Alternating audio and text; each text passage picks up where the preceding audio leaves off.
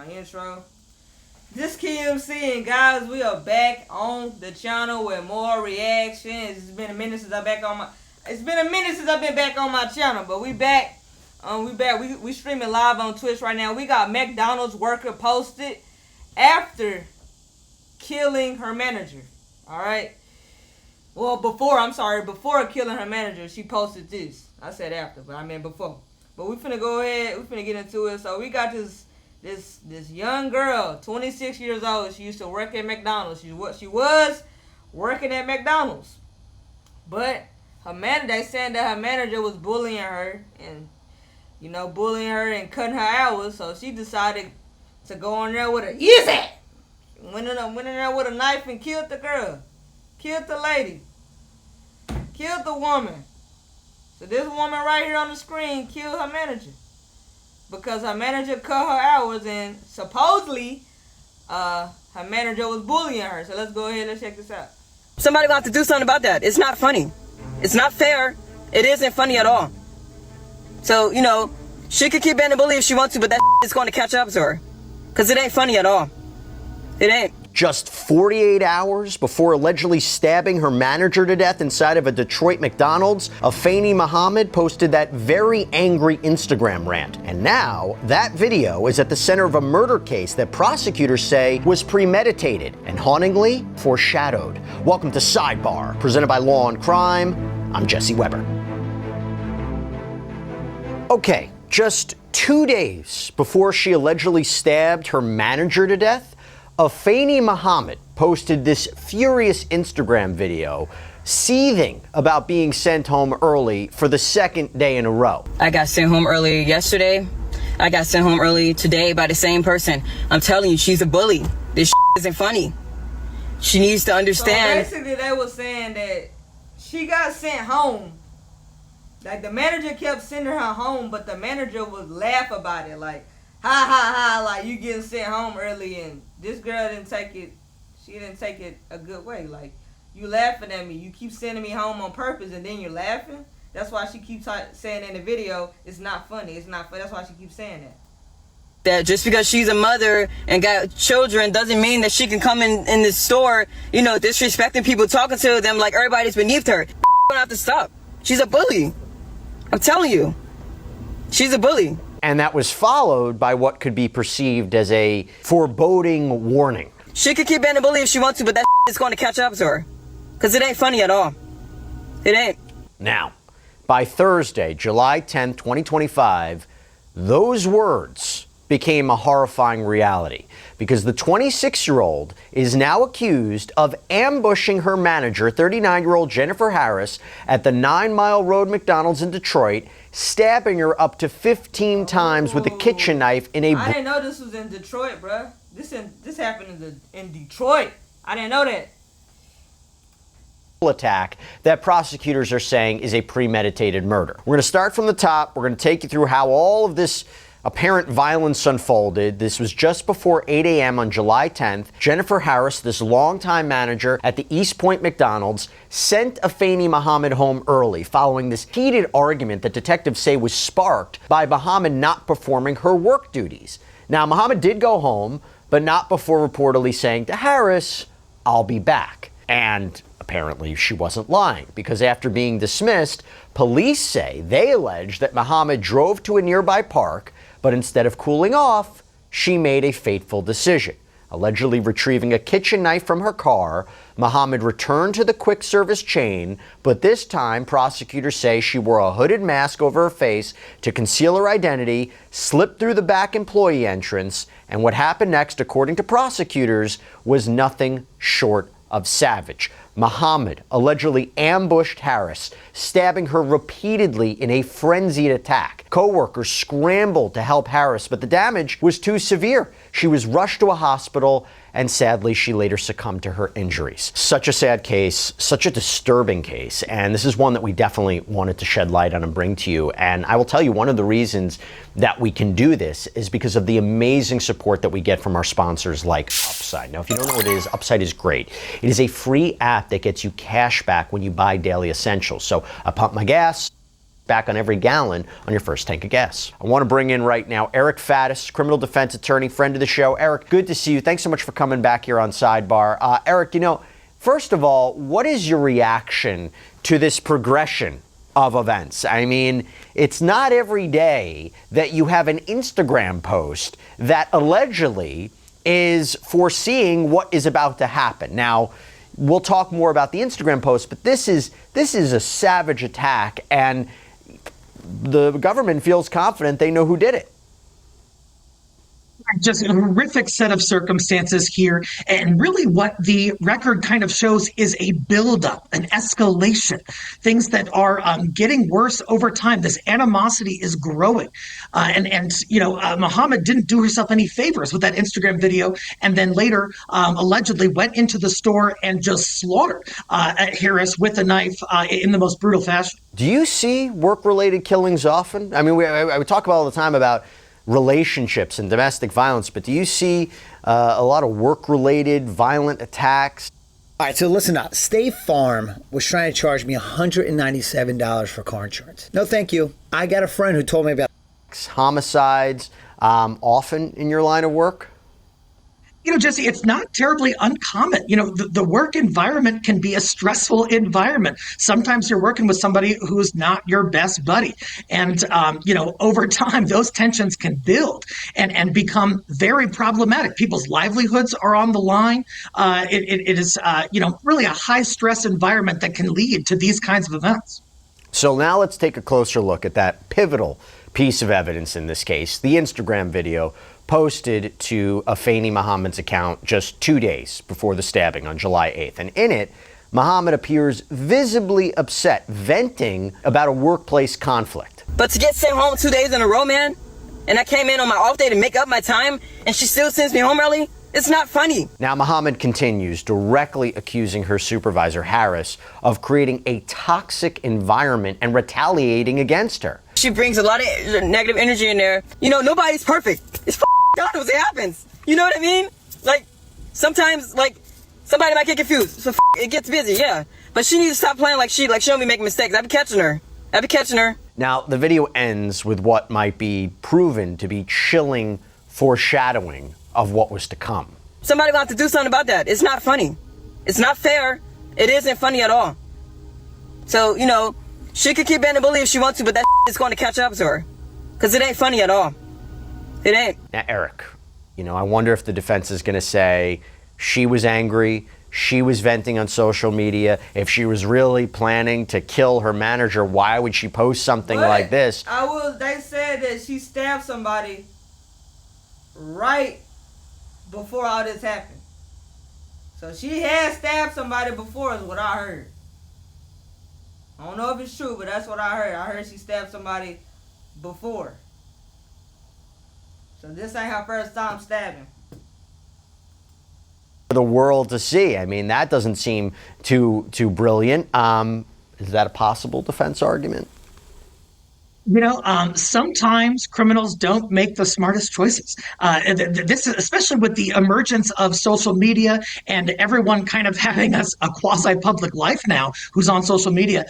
These things come out and people don't really think much of it and don't think how it could impair parts of their life going forward. And so, she's on there venting, but clearly there is some hostility against Harris that is coming through. And those haunting words, those are so ominous looking back at now what happened, where she says she can keep being a bully if she wants to, but that's going to catch up with her. That the prosecution is going to say is premeditation. That's exhibit 1. One thing we haven't talked about yet, and there's actually a lot we have to talk about, but one thing we haven't talked about yet is that amid the horror of what unfolded, there is an unexpected figure in this story who's being hailed a hero. You see, according to police, a customer who was waiting in the McDonald's drive-thru heard this commotion inside, happened to be legally carrying a firearm. Acting quickly, he fired a warning shot, which caused Muhammad, or allegedly Muhammad, to drop the knife, flee the restaurant. The customer then followed her, held her apparently at gunpoint in the parking lot until police arrived, again, potentially preventing further bloodshed. Eric, if this is all true, my gosh, right? I mean, you have to wonder what could have escalated. Oh gosh, you have someone who is capable and willing to just go stab their manager up to 15 times with a kitchen knife. What? 15 times? Shit. I do feel like she was getting bullied. I really do. And sometimes when y'all bully people, people snap. I'm not saying it's right, but you can't play with everybody. You can't play with everybody, bro. You can't. What is she capable of? She was in a escalated state at that point, heightened emotions. Who knows what else she would have done had she gotten away, allegedly. And so, yes, this gentleman intervening, I think, could have really spared future bloodshed potentially. So then you go to Friday, July 11th, and Muhammad stood before Judge Kathleen Galen, charged with first-degree murder and carrying a dangerous weapon with unlawful intent. And during her arraignment, East Point detective Brian Showers took the stand to read what's known as a swear-to, which is our understanding this is a sworn statement outlining the facts that he believes establish probable cause for Afeni Muhammad's arrest and justify the warrant that was issued against her. And he began by recounting a critical admission or alleged admission that Muhammad made following her arrest. Prior to the stabbing, Muhammad was sent home by Harris for not performing her work duties and told Harris, "I'll be back." Muhammad was arrested on scene and the knife was recovered. Muhammad admitted that she intended to kill Harris and stated that after she was sent home, she drove to a nearby park, decided to come back and stab Harris with a knife that she had inside of her vehicle. When Muhammad returned to stab Harris, she entered the back entrance with a hooded mask over her face in an attempt to conceal her identity and attempted to flee the scene after the stabbing, but was stopped by an armed customer. So after Detective Showers' testimony, the arraignment proceeded in typical fashion, with both sides arguing over bond. And Muhammad's defense attorney cited a history of trauma and abuse and asking the court to consider a reasonable bond. She was in an extremely abusive relationship that was not only mental but physical, that involved alcohol issues, which is where the habitual second stems from, and her prior record. But at this time, Your Honor, we are asking the court to consider a bond in this manner that is appropriate, that my client can meet so that she can meet with her attorneys and prepare her for defense in this manner. Well, prosecutors, they quickly pushed back, and they argued that the nature of the crime left no room for mitigation. She entered a public building with other individuals, other employees that were present. She produced a weapon that was a knife longer than 3 inches, and she stabbed the victim multiple times, up to possibly as many as 15 times, eventually causing her death. She then ran from the building to her vehicle, presumably with the intent to flee from the scene. She was stopped by a helpful bystander. Eric, how does it work in terms of bond? I mean, is it just looking at the horrific allegations and the nature of the crime, or does a judge consider what are potentially mitigating factors at this point?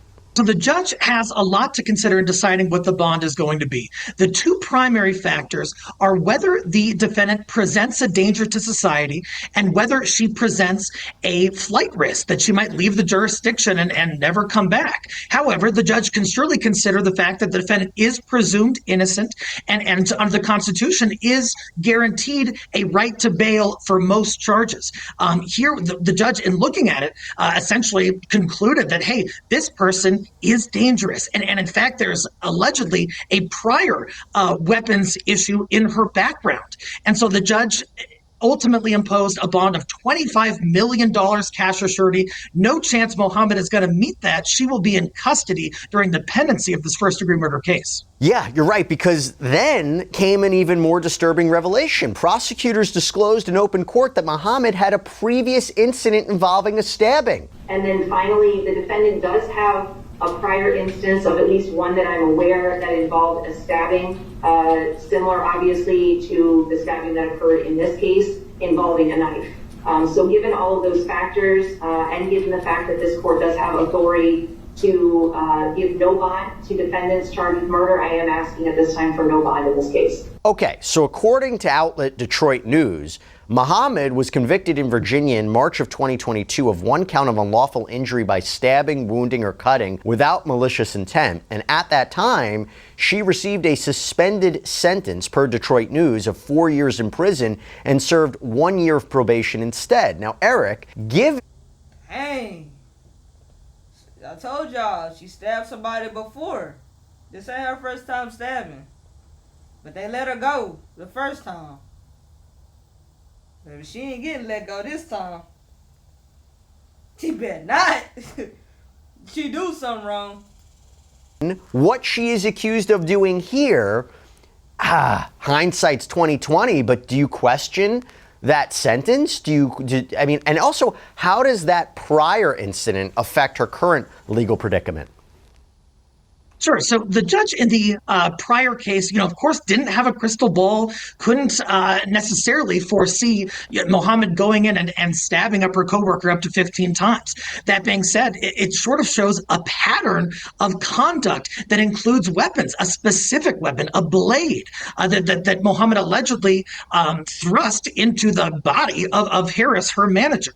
And so that's an aggravating factor. Surely the prosecution is going to look at that and say, hey, even if there was some mitigation, even if there was some prior trauma, prior substance issues, that she just look crazy as hell though. Like she look crazy, like That's why when you see somebody crazy like that, I know y'all be wanting to go off, y'all think y'all tough, but when they real crazy, they'll kill you. They ain't think about fighting you. They ain't think about arguing with you. They gonna want to kill you.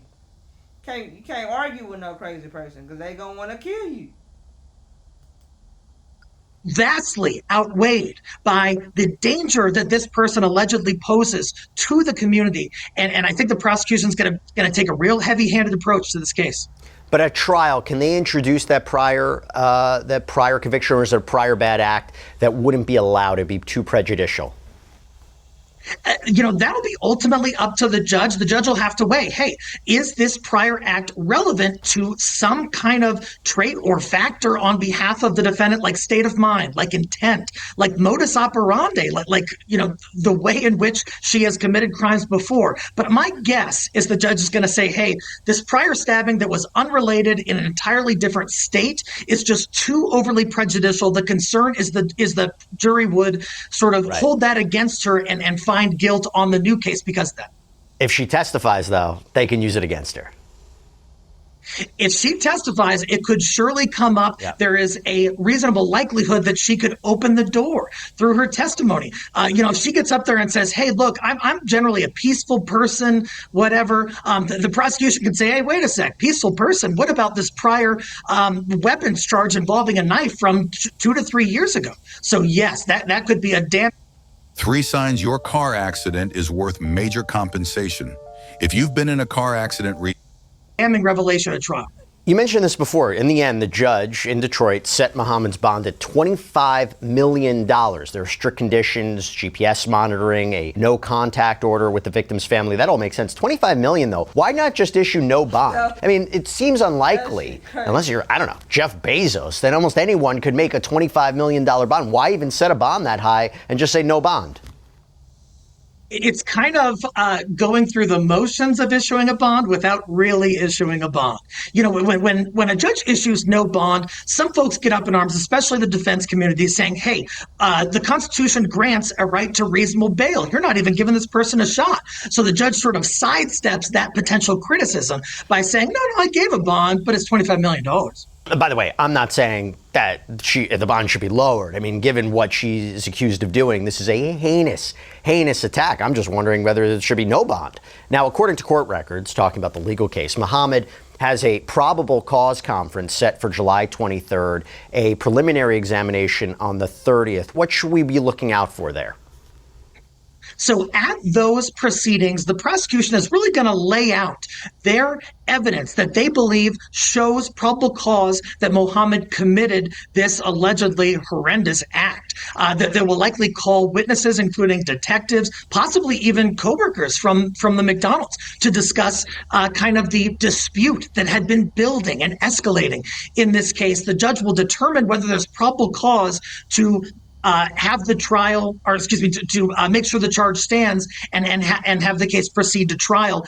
Based on the reports so far, it's looking pretty strong that there is probable cause here. It's a relatively low standard. Is there anything the defense can do to try to? I mean, it doesn't seem to me they can do anything to prevent this from going forward. The evidence feels quite substantial at this stage to proceed to trial. We can have a discussion about whether or not it's strong enough to prove beyond the reasonable doubt. Probably is. But at this point, is there anything they can do to try to get this case stopped now or no? Stopped? Probably not. Mitigated? Possibly. Defense should really engage in a strong mitigation campaign that'll likely involve a mental health examination. It'll likely involve interviewing people in Ms. Mohammed's life regarding past trauma, regarding substance issues, that kind of thing, to show a sort of a more holistic view of who Mohammed is, and not just, the sort of narrow snapshot we see from this allegedly heinous act. Is there room for a plea deal, and what would a plea look like? I mean, in the sense, if we make the argument that the evidence against her is substantial, so whether, the witness testimony or her alleged statements, what have you, her Instagram video, what have you, the physical evidence, is there room to negotiate a plea, and what would it look like given these allegations and this level of attack?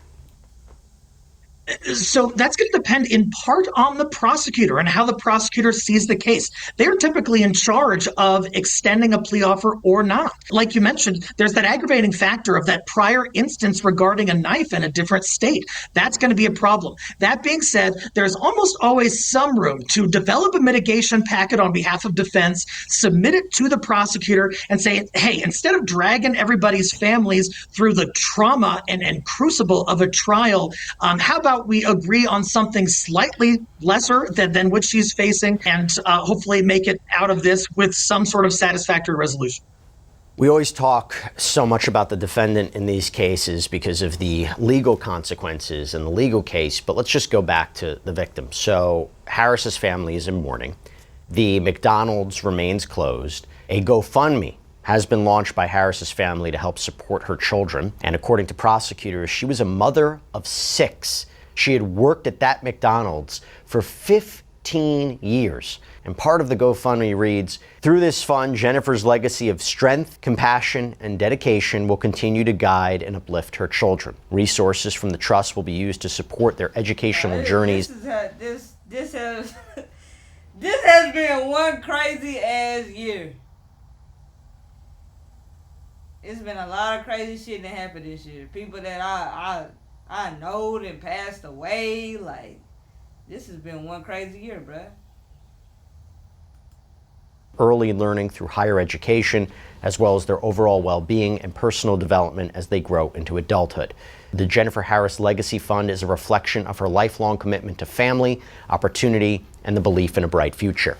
It ensures that her children are surrounded by the care, guidance, and support they need to thrive, and that her spirit will continue to shape their lives for years to come. Eric, sometimes we get lost in the fact of the legal points and the legal case, that you think about the family that's left behind in such a brutal attack. And for them to make sense of this in a way, it's a start of a whole new journey. They have to grapple with this loss, and now they have to go through the legal case, which can be quite difficult for them, particularly if the defense is going to be raising certain points of defense that obviously they may not agree with, and that might be difficult for them. What should they be thinking moving forward now? Yeah, they are going to have a long road here. I watched one of the interviews with one of the children, and she said, hey, my mom died providing for her kids, going to work every day, trying to make a better life for them. These victims' families are going to have some say in the legal process. They're going to have some input into whether there's a plea or not. Now, the defense has sort of cast Ms. Harris as a bully, and I think that there's probably going to be more of that. There's probably going to be more allegations that the alleged victim was, a heavy-handed boss and mistreated her employees, whether that's true or not. And so it's going to be painful and probably unsatisfying at the end. Nothing through the legal process will bring their mother back. Eric Faddis, thank you so much for taking the time. Difficult case, but always appreciate your insight. Thank you so much. Good to be with you, Jesse.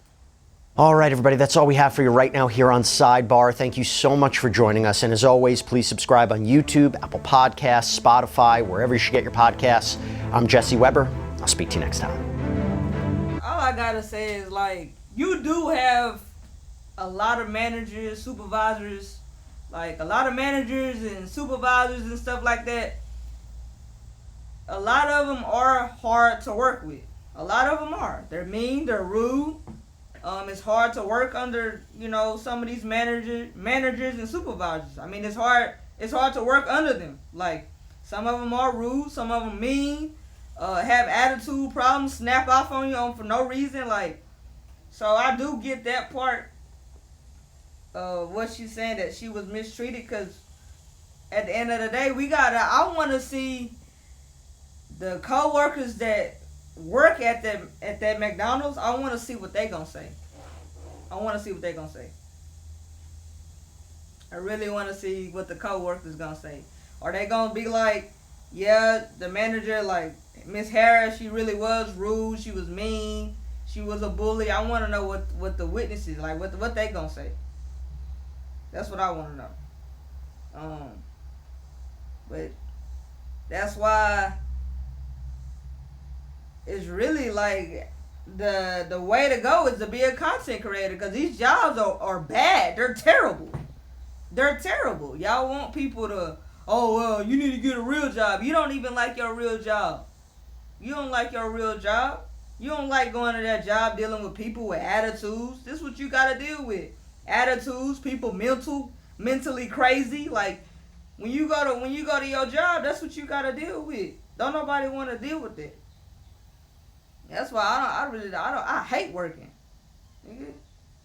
Shit, I gotta deal with attitudes, people coming in with attitudes and mean, rude for no reason. They stuff ain't going right outside of work. That's what you gotta deal with when you working at a job.